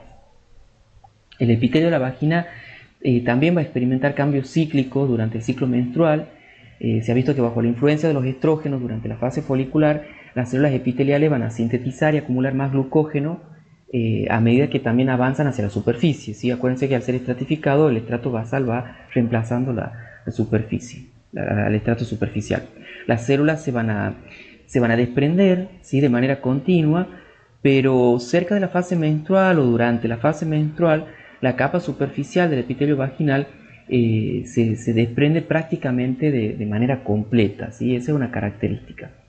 La lámina propia también tiene como dos regiones bien diferenciadas. Una región externa que está justo por debajo del epitelio, ¿sí? Está compuesta por un tejido conectivo laxo rico en células, y una región más profunda que está pegadita, digamos, a la capa muscular, es más densa, un tejido conectivo más denso, y podría considerarse que se parece a una submucosa. En estas regiones están presentes muchas venas de paredes delgadas que van a estar recordando, simulando un poco el tejido eréctil durante la excitación sexual, ¿sí? Justo debajo de ese epitelio, de la mucosa, hay una gran cantidad de fibras elásticas, les decía, algunas de las cuales se extienden dentro de la capa muscular. ¿Qué más? Bueno, también puede haber nódulos linfáticos solitarios. La cantidad de linfocitos y de leucocitos que hay en la mucosa y en la luz vaginal va a aumentar de manera significativa cuando se da la menstruación, ¿sí? La vagina tiene pocas terminaciones nerviosas de la sensibilidad general, ¿sí? Es probable que las terminaciones nerviosas sensitivas, que son más abundantes en la tercera parte inferior de la vagina, estén asociadas principalmente con las sensaciones de dolor y de distensión. Bueno, en esta imagen ya hemos visto las distintas capas que forman la pared vaginal, una tinción con hematoxilina y eosina. Tiene un aumento de 40 poros, o sea que está con poco aumento. Si nosotros aumentamos, cambiamos de objetivo, vamos a ver un poquito con más detalle lo que veíamos aquí, ¿sí? Se ve ese epitelio plano estratificado, se ven las células maduras. Fíjense que hay una sola capa de células basales, ¿sí? Que son estas que están bien pegaditas a la lámina propia.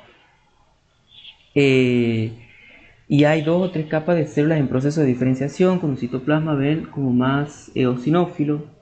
Ven las proyecciones también papilares del tejido conectivo, esas proyecciones que empujan al epitelio. Los extremos de estas papilas empujan, digamos, el epitelio, y de alguna manera van a establecer el límite conjuntivo o conectivo epitelial, dándole un aspecto irregular. Ven que no es una línea recta, sino que está llena de estas irregularidades que son las papilas esas correspondientes a las proyecciones de la lámina propia sobre el epitelio. ¿Qué más? Bueno, acá van a ver algunos extremos, depende cómo se haga el corte, ¿sí? Si el corte lo hacemos por acá, posiblemente nosotros veamos, o sea, no es tan regular esto, entonces algunas de estas proyecciones están como más bien acostadas, otras están perpendiculares a la superficie, y eso hace que se vean de este modo, ¿sí? Acá estamos viendo lo que sería un corte, digamos, por este sector, ¿sí? Estamos viendo solo la superficie. Bien, de alguna manera nos están mostrando ese epitelio que está rodeando la lámina propia y esas células que les decía que son como más eosinófilas, ¿sí?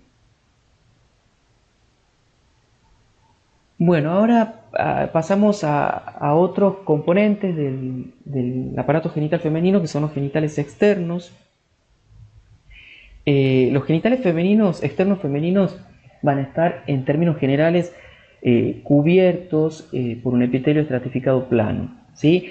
Y van a consistir en distintas partes que en su conjunto constituyen la vulva, ¿sí? Vamos a ver que la vulva va a estar constituida entonces por el monte del pubis, que es una prominencia redondeada sobre la sínfisis del pubis, que está formada principalmente por tejido adiposo subcutáneo, ¿sí? Después vamos a tener los labios mayores, que ya lo hemos visto en la embriología, son esos dos pliegues cutáneos longitudinales grandes que se homologan, digamos, con la piel del escroto, o sea, serían lo equivalente de las estructuras escrotales, se van a extender desde el monte del pubis y van a formar los límites laterales de la hendidura urogenital, ¿sí? Están como rodeando la hendidura urogenital. Van a tener una capa delgada de músculo liso que se parece también al darto del escroto y va a tener, bueno, gran cantidad de tejido adiposo subcutáneo. La superficie externa, así como también la que está por fuera del monte del pubis, está cubierta de vello pubiano. Esa es otra característica. La superficie interna de los labios mayores sí es lisa y no tiene vello. Y en las dos superficies, tanto la interna como la externa, o sea, la que da hacia el exterior, presentan glándulas sebáceas y sudoríparas. Después vamos a tener los labios menores. Los labios menores son los pliegues cutáneos pares, no tienen vello, ¿sí? Van a limitar el vestíbulo vaginal y se homologan con la piel del pene, ¿sí? O sea, en el aparato genital masculino, la estructura, ¿se acuerdan que da lugar a toda la parte de cobertura del pene? Está representado por lo que serían acá los labios menores. En las células profundas del epitelio hay una gran cantidad de melanina, lo cual imparte también una coloración a esa región. El centro de tejido conectivo que está en cada pliegue, en cada labio, no tiene tejido adiposo, pero tiene muchos vasos sanguíneos y fibras elásticas delgadas, ¿sí? A diferencia de los labios mayores. En el estroma de los labios, también de estos labios menores, hay glándulas sebáceas que son bastante grandes, ¿sí? El clítoris es una estructura eréctil que homóloga a la del pene. Su cuerpo va a estar compuesto por dos pequeñas formaciones eréctiles que serían los cuerpos cavernosos. El glande del clítoris es un pequeño tubérculo redondeado de tejido eréctil también. La piel que cubre el glande es muy delgada y va a formar el prepucio del clítoris, que contiene muchísimas terminaciones nerviosas sensitivas, ¿sí? Eso le da a esa región muchísima sensibilidad. Después tenemos el vestíbulo. El vestíbulo va a estar revestido por el epitelio de ese plano estratificado, y en la cercanía del clítoris y alrededor del orificio externo de la uretra hay una gran cantidad de glándulas mucosas, ¿bien? Que son las glándulas vestibulares, las menores, también llamadas glándulas de Skene, y las glándulas, después también van a haber glándulas vestibulares mayores, que son las que se conocen también como las de Bartholin. Estas son pares, son mucho más grandes y homólogas a las glándulas vulvouretrales masculinas, ¿sí? Como para ir haciendo un parangón entre el aparato genital femenino y el masculino. Estas glándulas tuboalveolares tienen alrededor de 1 centímetro de diámetro y están ubicadas en la pared lateral del vestíbulo, por detrás del bulbo vestibular, ¿sí? Las glándulas vestibulares mayores van a secretar un moco que, como hemos visto antes, junto con las cervicales van a ayudar a lubricar la vagina. Los conductos de estas glándulas van a desembocar en el vestíbulo cerca del orificio vaginal. En los genitales externos, en general, ¿sí? Podemos decir que hay numerosas terminaciones nerviosas sensitivas. En la imagen que ven acá a la derecha, están viendo, bueno, una fotomicrografía de la superficie interna de un labio mayor, ¿sí? Esta sería la superficie interna. Es una muestra, bueno, teñida con hematoxilina eosina, de poco aumento, ¿sí? Donde ustedes pueden ver el epitelio sin estrato córneo, que está acá, ¿sí? Esta sería la luz, o sea, la parte externa, este sería el epitelio. ¿Qué más pueden ver? Una gran cantidad de glándulas sebáceas, ¿sí? Estas son glándulas sebáceas. También pueden ver conductos sebáceos, acá están viendo, este es un conducto sebáceo, y este es otro conducto sebáceo, o sea, lo que permite sacar la secreción, conducir la secreción desde las glándulas hacia la cavidad, hacia el exterior, digamos. Bueno, se ven algunos haces musculares acá, pero muy poquito con este aumento, no es muy... acá también, ¿ven? Y acá se ve la parte muscular, pero con este aumento no logra diferenciarse con mayor claridad. Bueno, otra de las estructuras, de los componentes del aparato genital femenino que hemos dicho que vamos a tratar aquí son las glándulas mamarias, ¿sí? O mamas, que son, bueno, justamente una característica distintiva de los mamíferos, por eso recibe el nombre este grupo, ¿sí? Son órganos estructuralmente dinámicos porque van a ver que la estructura va a ir cambiando desde, bueno, una cuestión hormonal y también por un estado fisiológico que puede ser el embarazo, ¿sí? Varían, como le decía, según la edad, según el ciclo menstrual, el estado reproductivo de la mujer, hasta la pubertad. Las glándulas mamarias, tanto bueno, en varones como en mujeres, se desarrollan de una manera parecida, ¿sí? No hay mucha diferencia entre ambos sexos. Sí, al comenzar la pubertad, en los varones, la testosterona actúa sobre las células mesenquimáticas de la glándula para inhibir el crecimiento de estas glándulas. Pero en las mujeres, en la pubertad, por efecto hormonal, las mamas siguen desarrollándose y, bueno, principalmente por el estrógeno y la progesterona. Los estrógenos van a estimular el desarrollo adicional de estas células mesenquimáticas que en varones estaban inhibidas. Entonces, la glándula mamaria va a aumentar de tamaño, sobre todo por la proliferación del tejido adiposo interlobulillar, ¿sí? Ya vamos a ver por qué interlobulillar. Los conductos se van a extender y se van a ramificar hacia el estroma del tejido conectivo que está creciendo. La proliferación de estas células epiteliales va a estar controlada por las interacciones entre el epitelio y el tejido conectivo laxo del estroma intralobulillar, que es sensible a las hormonas, o sea que va a haber una especie de control del crecimiento, no es una cosa al azar, ¿sí? En el adulto ya está establecida la arquitectura canalicular completa de la glándula, ¿sí? Pero las glándulas permanecen en un estado inactivo, salvo que se produzca el embarazo, y en el embarazo van a adquirir ya la maduración morfológica y funcional completa, pero prácticamente las estructuras están formadas. Eso se va a dar porque responden a los estrógenos y la progesterona secretadas principalmente por el cuerpo lúteo y después por la placenta, ¿sí?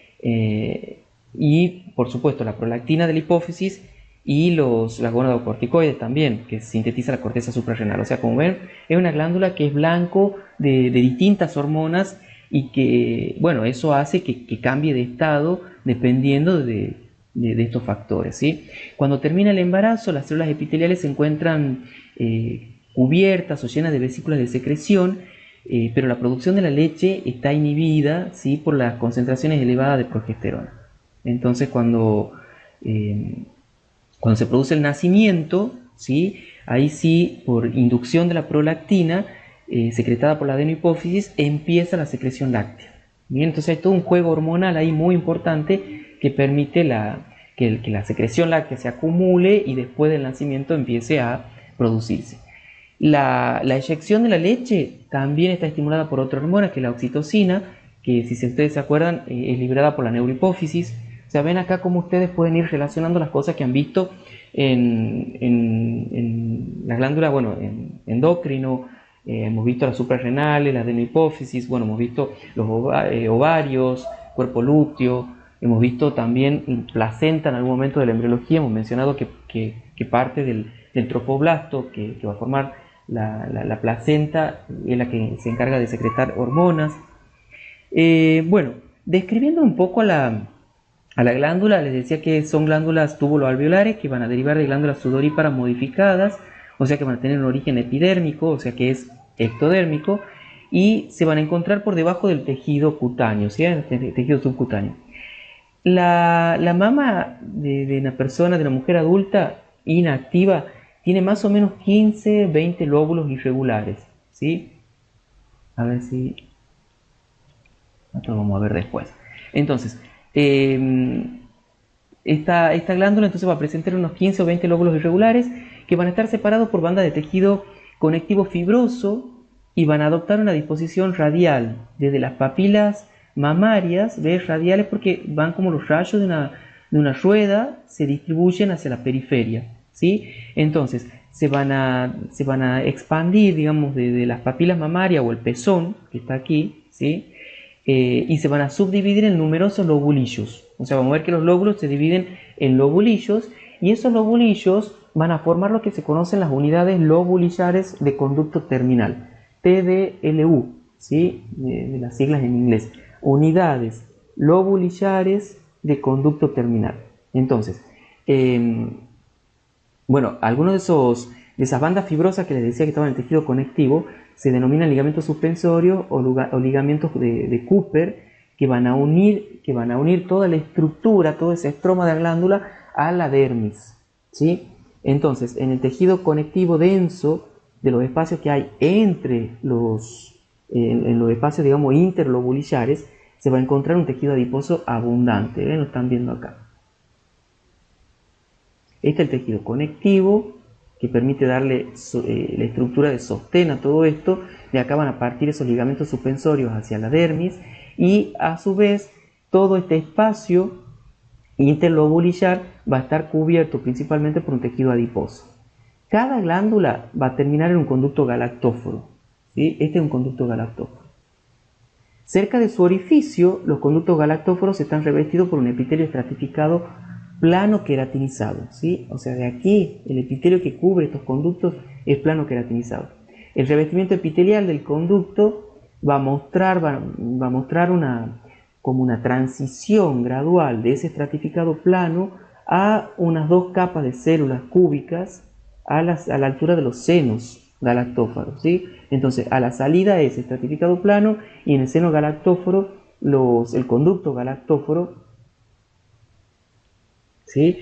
Va a tener un epitelio constituido prácticamente por dos capas de células que van a ser un poquito más altas que el plano queratinizado que hablábamos recién.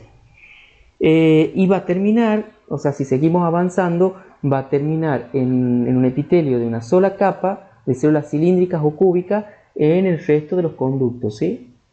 O sea que de acá de plano estratificado a un epitelio, o sea, plano estratificado, un epitelio con dos capas, y después prácticamente el resto está constituido por un epitelio simple.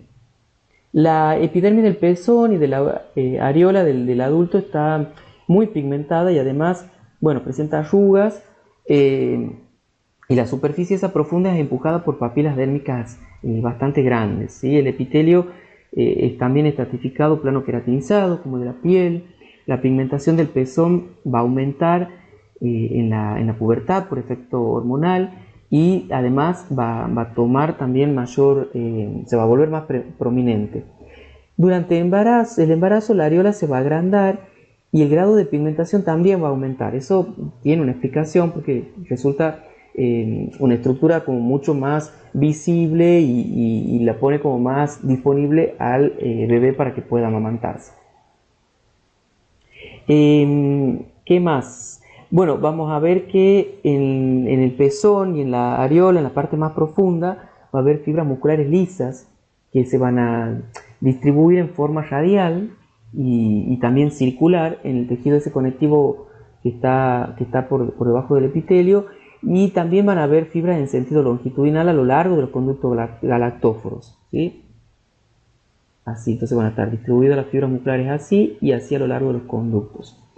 Estas fibras musculares van a permitir que el pezón se torne erecto en respuesta a estímulos diversos, ¿sí? Eso le va a dar como cierta resistencia y dureza a esa estructura.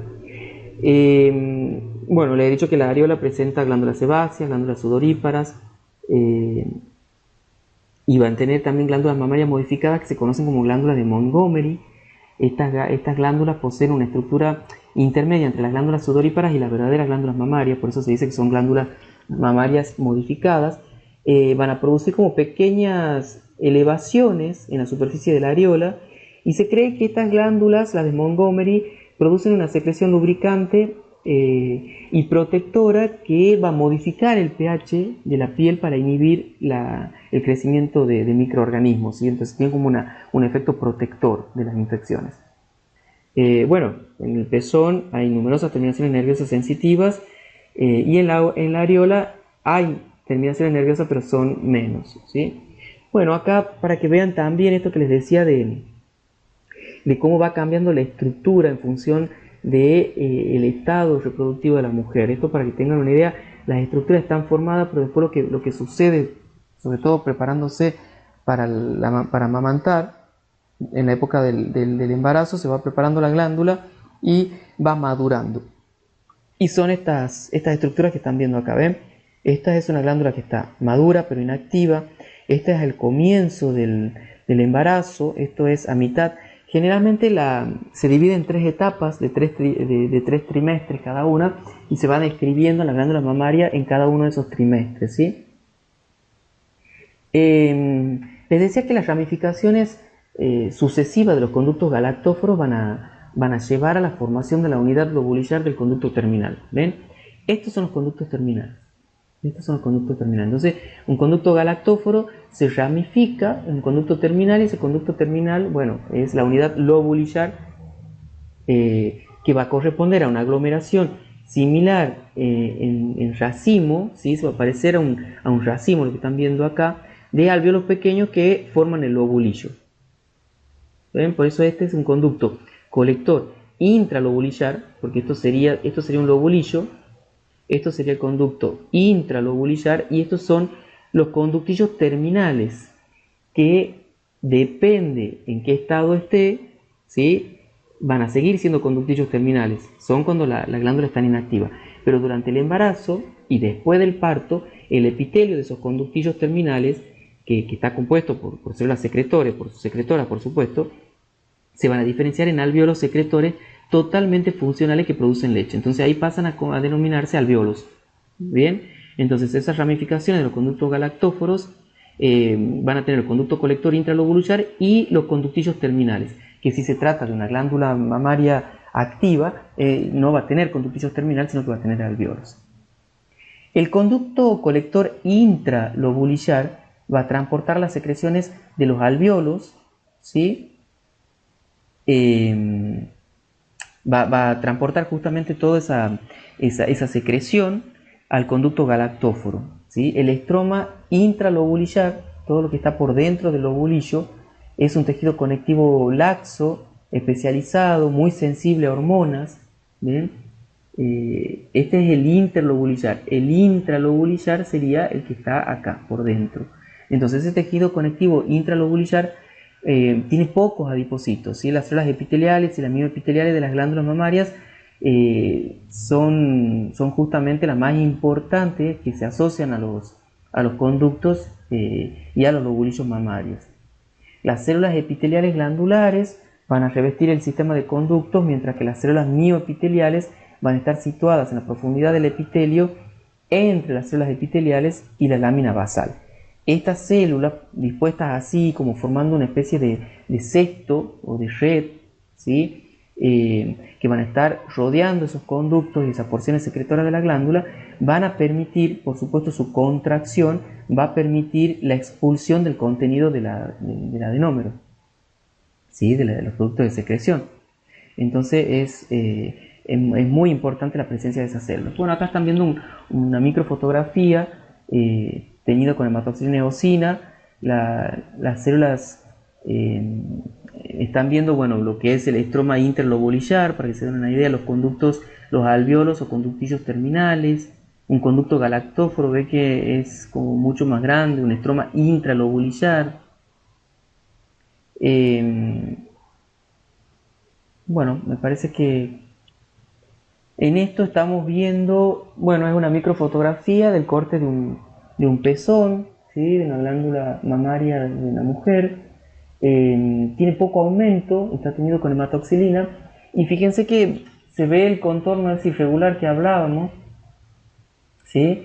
El centro del pezón está compuesto por un tejido conectivo denso, hay también fibras musculares lisas y van a ver, por supuesto, los conductos galactóforos. Están acá, se ven perfectamente. ¿Sí? En este caso se ve, bueno, la pared de uno de los conductos galactóforos, donde, bueno, se ve con un poquito más de aumento. Su epitelio es estratificado cúbico y va a consistir prácticamente en una capa de 2 células, de lo que hablábamos hace rato. A medida que se acerca al extremo del pezón, ese epitelio va a cambiar a estratificado plano, ¿sí? Y se va a continuar, por supuesto, con la epidermis. Si nosotros vemos a mayor aumento la glándula sebácea, que está aquí, ¿sí? Porque esta es una glándula sebácea, si nosotros aumentamos esto,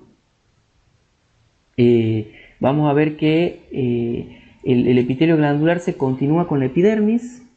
¿Ven? ¿Sí? Con la epidermis. ¿Qué más? Y toda la parte de la secreción es secretada en la superficie de la epidermis, ¿sí? O sea, estamos viendo, en realidad es esto así.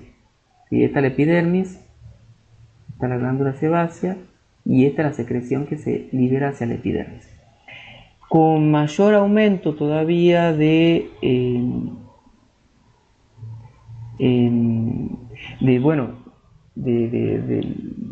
la zona, podemos ver ya la presencia del músculo liso. Ven que es significativa la presencia del músculo liso, porque por supuesto esto permite lo que decíamos hace rato en el pezón, darle cierta dureza por estímulo hormonal, ¿sí? Cuando se estimulan esas fibras musculares, le da como una característica de músculo, de tejido eréctil. Bien. Bueno, acá estamos viendo, por ejemplo, una glándula inactiva, en donde el componente glandular es escaso. Ven los conductos, ven tejido conectivo denso. Es una muestra teñida con hematoxilina y eosina. Se ven varios lobulillos en el tejido conectivo, ¿sí? El componente epitelial va a consistir en un sistema de conductos ramificados que van a formar el lobulillo, ¿sí? Estos son todos componentes epiteliales porque son tubos, entonces los tubos están revestidos por epitelios. Las regiones claras, tejido adiposo, ¿sí? Acuérdense que por una técnica convencional el tejido se disuelve en los solventes que se usan en la técnica. Si nosotros aumentamos y miramos este rectángulo que está acá, lo aumentamos, ¿qué vamos a ver? Las células epiteliales de los conductos son más bien cilíndricas, ¿ven? Y entre ellas hay linfocitos. Estos que ven que están señalando las flechas son linfocitos. Pero las células del epitelio son más bien bastante, son bastante altas, o sea, son cilíndricas. ¿Qué más? Todo el material que está teñido, ¿sí? Y que lo están viendo acá, esto corresponden a las células mioepiteliales que les hablaba. ¿Se acuerdan que decíamos que rodeando estos conductos, a los distintos conductos, ahí están estas células mioepiteliales que tienen características contráctiles para permitir que se pueda mover la secreción, ¿sí? Y bueno, y también tiene, por supuesto, fibras de colágeno, ¿sí? En el tejido conectivo que están viendo acá por fuera, ¿ven? Entonces, bueno, eso un poco para que vean en detalle lo que... presten atención, esto era entonces una glándula inactiva. Miren la cantidad de tejido conectivo que hay, los pocos conductos también propios de la glándula. En cambio, una glándula ya que empieza a experimentar un cambio, una de esas modificaciones son las que, bueno, les decía, se estudian, esas modificaciones se estudian por trimestres y se acompañan durante el embarazo con una reducción del tejido conectivo y adiposo, ¿sí? Entonces ahora vamos a ver ya más contenido que tiene que ver con los alvéolos, con toda la parte secretora de la glándula. Por ejemplo, acá en esta imagen estamos viendo una muestra teñida con hematoxilina eosina a poco aumento, donde notoriamente, o sea, la diferencia con esta es muy notoria. ¿Ven? Hay mucho tejido conectivo acá y algo de tejido adiposo. Acá prácticamente el tejido conectivo es escaso, ¿sí? ¿Qué más? Los conductos intralobulillares son difíciles de identificar debido a que su epitelio también es secretor. Por fuera de los lobulillos hay un conducto, si ustedes se fijan, de gran calibre, ¿sí? Todos estos son lobulillos. Si ahora nosotros aumentamos este cuadradito que está acá, vamos a ver las células alveolares secretoras en su mayoría son cúbicas. Miren de linda que se ven las células. El tejido conectivo laxo contiguo puede identificarse en ese tejido conectivo que está por fuera. Se puede ver una célula mioepitelial. ¿Ven acá? Esta célula mioepitelial está marcada acá. También se ven plasmocitos. Hay algunos plasmocitos dando vueltas. Eso no son células epiteliales de los conductos, están por fuera. Por eso se las distingue así. Bueno, yo ahora les propongo, como he hecho en otra de las clases, que ustedes miren esta diapositiva, hagan una descripción de la imagen. Yo sé que tiene todas las referencias, pero bueno, la idea es que ustedes puedan describirla, la imagen, más allá de ver las referencias o no, puedan hacer uso de esas referencias, describir la imagen. Van a ver que son varias diapositivas, varias imágenes, todas tienen sus referencias. Traten de explicar lo que ven, ¿sí? Y escríbanlo para que al final puedan corroborar si lo que han visto y lo que ustedes creían que estaban describiendo es correcto o no.